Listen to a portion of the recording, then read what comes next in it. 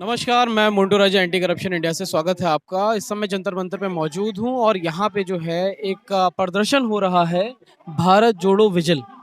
तो क्या कुछ है ये प्रदर्शन, क्यों किया जा रहा है? मेरे साथ बातचीत करने के लिए मौजूद हैं सर। परिचय दें। मैं विपिन त्रिपाठी हूँ। आईआईटी में पढ़ाता था, अब रिटायर कर गया। 32-33 साल से सांप्रदायिकता के सवाल पे काम करता हूँ। तो सर आज जो ये प्रदर्शन हो रहा है, क्या कारण है जो ये प्रदर्शन करना पड़ा है? मैं 30 साल से देख रहा हूँ हिंदुस्तान में नफरत। वैसे तो हर इंसान में थोड़ी बहुत नफरत होती है, लेकिन हम कोशिश करते हैं कि उस पर काबू पा लें। लेकिन जब नफरत ऊपर से ऑर्गेनाइज तरीके से थोपी जाती है, सिस्टमेटिक तरीके से, तो फिर वो बहुत खौफनाक हो जाती है।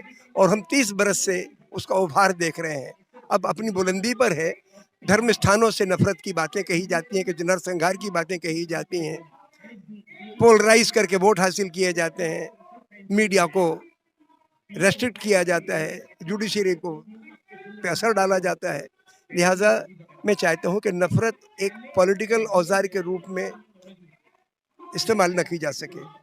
तो जैसे सर आपने बताया कि 30 साल से आप जो हैं वो काम कर रहे हैं चीज़ों पे।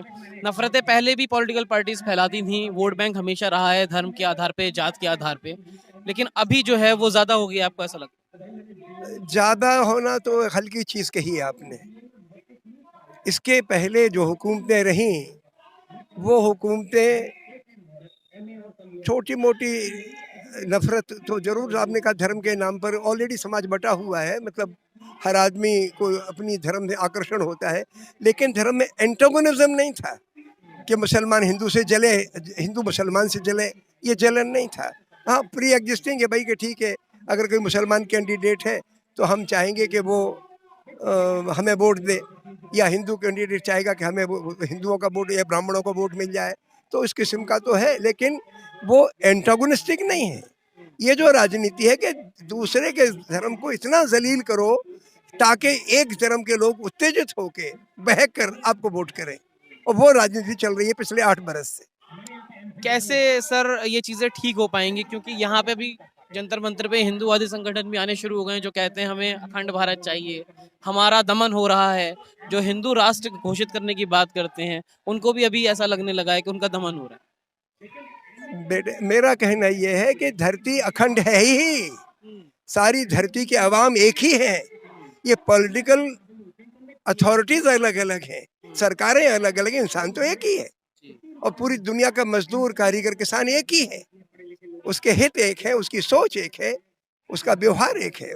भाषाएं और धर्म, जाति वगैरह अलग अलग हो, लेकिन इंसान तो एक ही है। तो ये जो अखंड भारत की बात करते हैं, ये तो एक पर्दा डालते हैं। जैसे मस्जिद गिरानी है तो राम का नाम ले आएंगे। राम से कोई ताल्लुक नहीं है इनका, इनको भारत से कोई मतलब नहीं है। ये हिंदुस्तान टुकड़े में एक एक घड़ी तोड़ा जा रहा है हुकूमत के द्वारा। उस पर पर्दा डालने के लिए एक नकली अखंड भारत की बात करते हैं। क्योंकि मुद्दे तो आज भी बेरोजगारी है, गरीबी है, महंगाई है, स्वास्थ्य सुविधाएं नहीं हैं। बहुत देश के अंदर सुविधाएं जो है, स्वास्थ्य जो है उसकी नहीं है।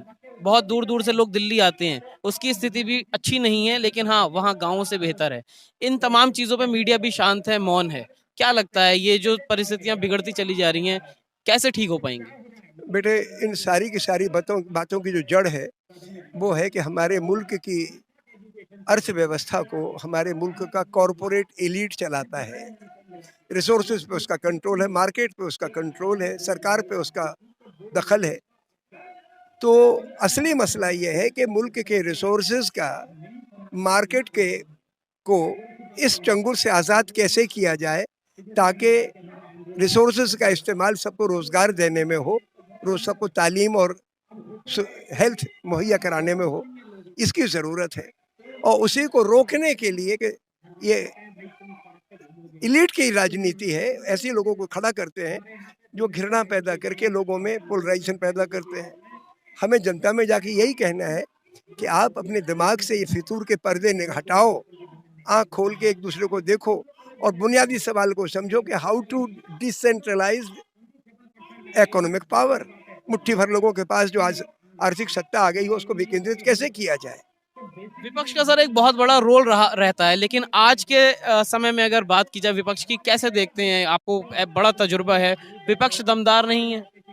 विपक्ष को तो खड़ा होना पड़ेगा। विपक्ष रूलिंग पार्टी की जो नीतियां हैं उनका सपोर्ट करके या उनकी जैसी लाइन लेके इस सरकार को चुनौती नहीं दे सकता।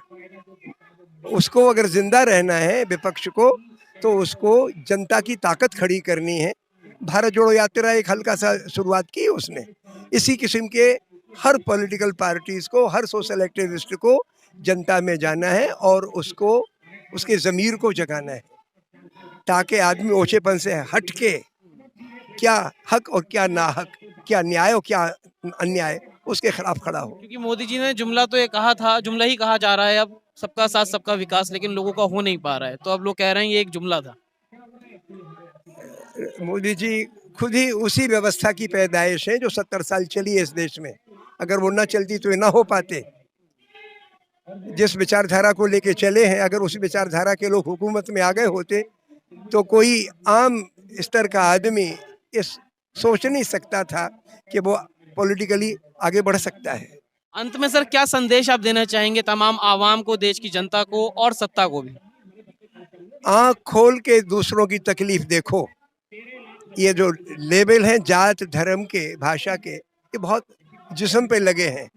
आप जिस्म नहीं हो, आप मुकम्मल आत्मा हो, मुकम्मल इंसान हो।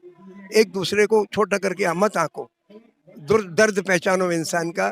जिस दिन आप ये ताकत पैदा करेंगे, आप में सच बोलने की ताकत आएगी और मुल्क का निज़ाम बदलेंगे। क्या सर एज क्या होगी आपकी, जानना चाहूँगा? 74 साल। बहुत बहुत शुक्रिया हमसे बात करने। शुक्रिया शुक्रिया। तो एक 74 साल के जो बुजुर्ग हैं जिन्होंने 30 साल समाज को दे दिए अपने, और लोगों को जागरूक करने का काम कर रहे हैं, लोगों को पढ़ाया है, किस तरह वो देखते होंगे इतनी लंबी जिंदगी बीतने के बाद, जैसे कि बताया उन्होंने, ये तजुर्बा जो वो महसूस कर रहे हैं और देश का जो निज़ाम है वो कहाँ जा चुका है, क्या ये चीज़ें समझ पाएगी आज जो यूथ है, वो समझ पाएगा इन चीज़ों को? क्या है आपकी राय? कमेंट द्वारा अपने विचार हमसे आप साझा कर सकते हैं। अगली अपडेट के साथ आपके सामने फिर प्रस्तुत होंगे। नमस्कार। सब्सक्राइब करें हमारे YouTube चैनल को और बने रहें हमारे साथ।